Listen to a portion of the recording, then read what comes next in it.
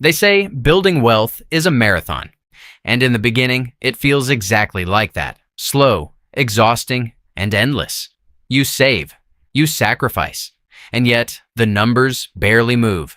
But something strange happens when you hit $100,000. It's as if the rules change. Suddenly, your money starts doing the running for you. The pressure eases, the momentum builds, and what once felt impossible starts to feel inevitable. This isn't luck. It's not magic. It's math, finally working in your favor. So why does wealth building get easier after $100,000? Let's break it down. Let's start with the hardest part, the beginning. Before you reach $100,000, building wealth feels like trying to roll a giant boulder uphill. Every step is painful. Every inch of progress requires effort, and every dollar saved feels like a drop in the ocean. You work long hours, you skip vacations, you say no to dinners, gadgets, and upgrades, all to save, what? A few $100s at the end of the month? That money matters. Of course it does. But emotionally, it doesn't feel like traction. It feels like standing still. That's because your money hasn't started multiplying yet. It's still passive, dormant, waiting for enough mass to come alive. Picture this. You're pushing a snowball up a steep hill. It's small, it's heavy, and every movement depends on you. That's your first $5,000, your first $10,000. At $20,000, you're still grinding. At $50,000, the burden's still on your back. Even a solid 10% return, a strong year in the market, gives you just $5,000 on a $50,000 portfolio. Enough to notice, but not enough to change anything. So what's the problem? It's not your discipline. It's not your intelligence. It's simple math. In the early stage, the engine of wealth isn't compound interest. It's you, your income, your time, your sacrifices. You're the one carrying the snowball up the hill. And that's what makes most people quit. They look at the effort they're putting in and the slow, tiny results they're getting back, and they think, if this is what building wealth looks like, I'll never get there. But what they don't realize is that they're closer to the tipping point than they think. And once that snowball hits $100,000, the entire game changes. At some point, somewhere around $100,000, something clicks. It's not dramatic. There's no loud ding or major milestone to mark the shift, but you feel it. Suddenly, your net worth doesn't just grow. It accelerates. Why? Because for the first time, your money starts working harder than you do. Instead of you carrying the snowball uphill, now the hill starts sloping downward. Instead of you pulling every dollar forward, your dollars start pulling you. It's the moment when compound interest stops being theory and starts becoming real. A 10% return on $100,000 is $10,000. That's a full extra month's salary for many people, and it came from doing nothing. You didn't take on a second job, you didn't hustle harder. You just let your assets do their job. And the best part? That return gets reinvested.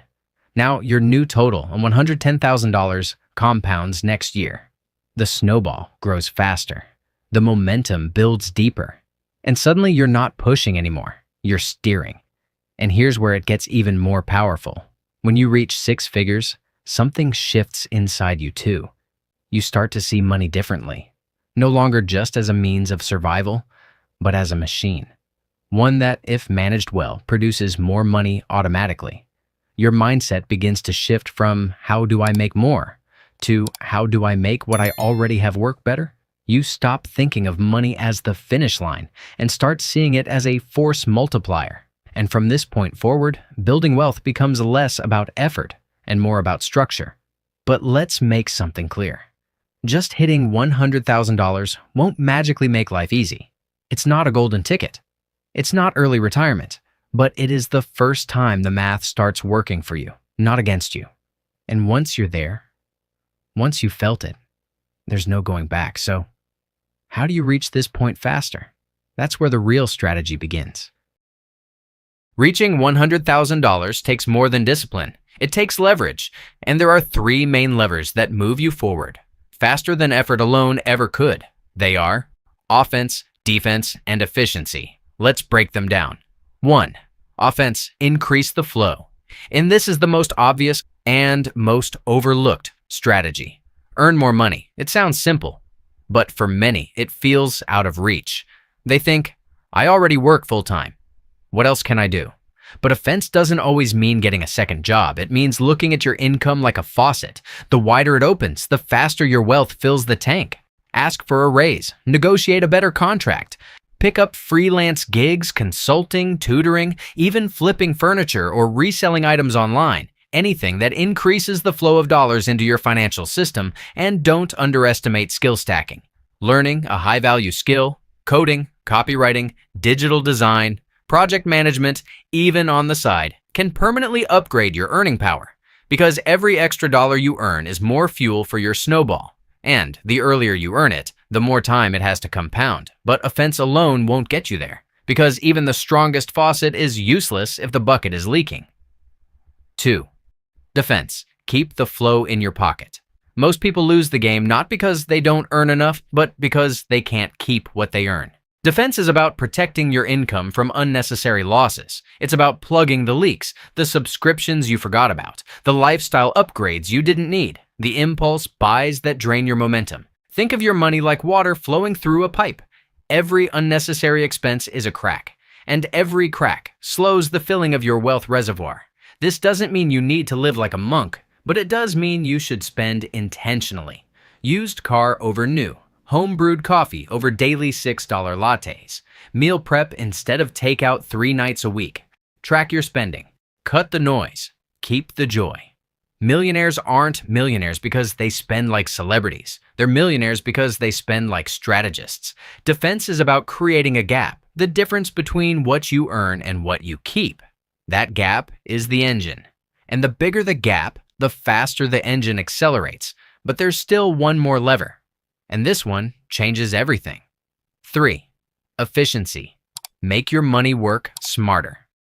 Efficiency is where true momentum lives. It's not just about saving. It's about where your money goes and how it grows. Because a dollar saved is good, but a dollar invested efficiently is a worker you've hired to build your future. Start with tax advantages, 401k, Roth IRA, HSA. These aren't just acronyms, they're growth accelerators. Then look at interest traps.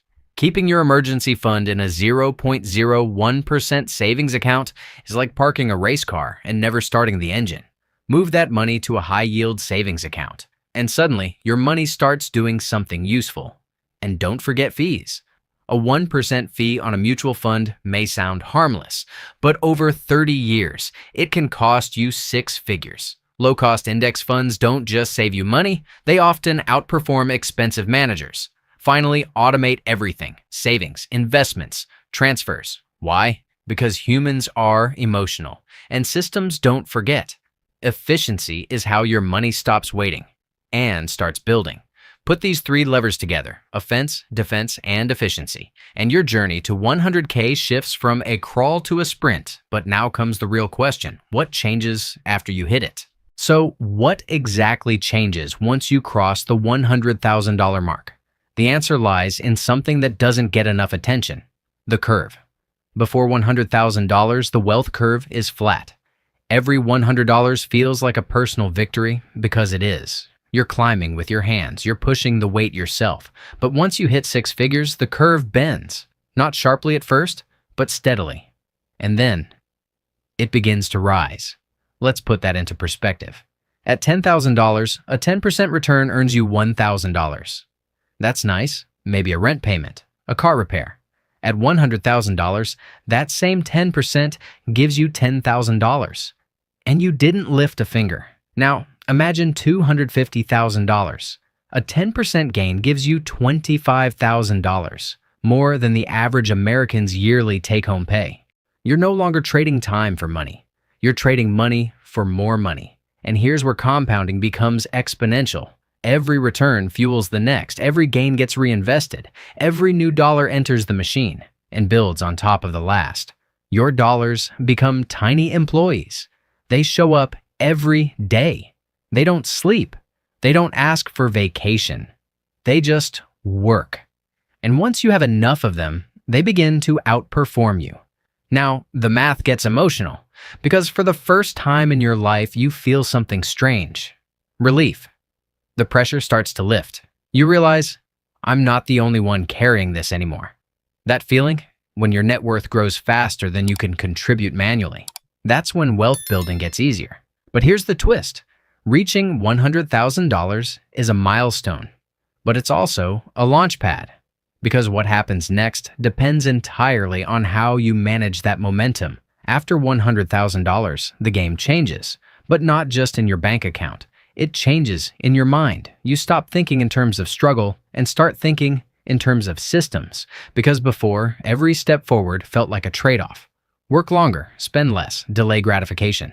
But now, your job isn't to work harder. It's to design smarter. Instead of asking, what do I need to give up?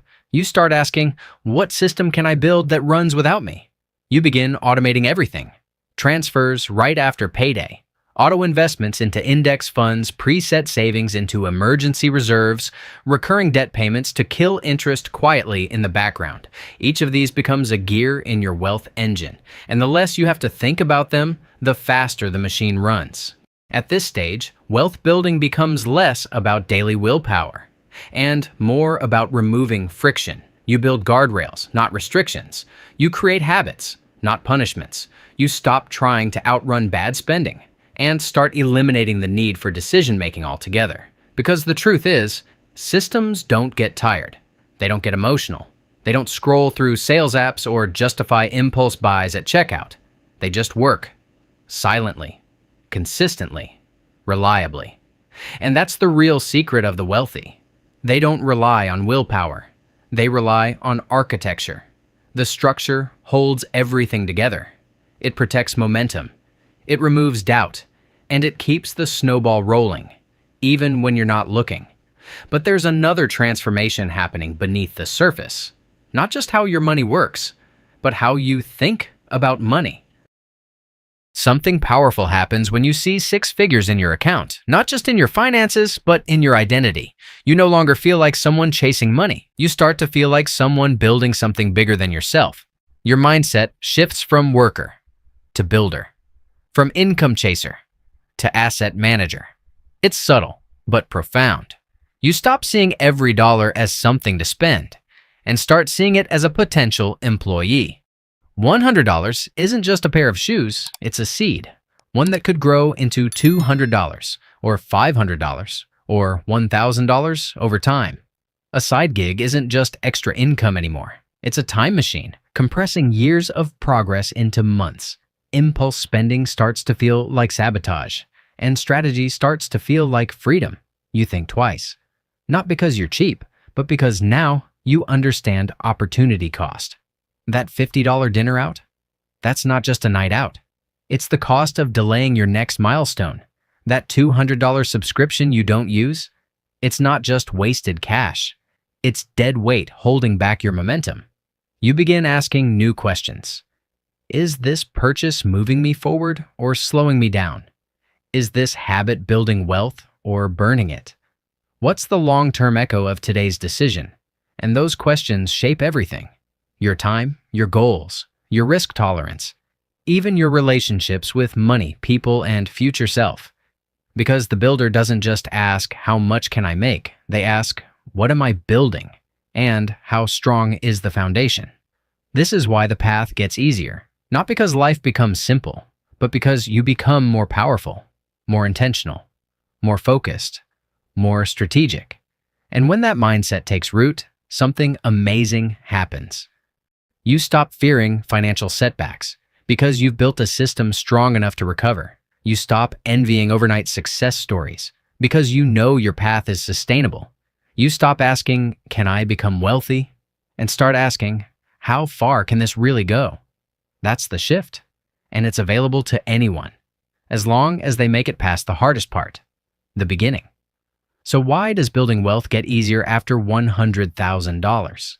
Because that's the point where math meets momentum, where your effort finally becomes amplified by time, systems, and compounding, where the hours you used to trade get replaced by assets that never clock out. But here's the truth. Most people never get there. Not because they're lazy, not because they're bad with money, but because they give up in the quiet part. The slow, frustrating climb before the curve starts to bend. They quit before their money gets heavy enough to roll on its own, before their habits gain traction, before their mindset clicks into place. But you don't have to quit. Start now, not tomorrow, not when things are perfect, not when you finally feel ready, because readiness comes from action, not the other way around. Build a fence, tighten defense, sharpen efficiency, stack systems, and push until the weight of your money starts pulling you forward. It won't happen overnight, but one day it will happen so quietly. You'll check your account and realize you've crossed the line. And from that point on, the question isn't, will I build wealth? It's, how far will this snowball go? If this video helped clarify the path, like and subscribe for more stories that reveal how money really works. And tell us in the comments, what's the biggest challenge holding you back from your first $100,000? Let's make this a space for real strategies, not just motivation. And remember, every dollar you save today is a silent worker that never clocks out.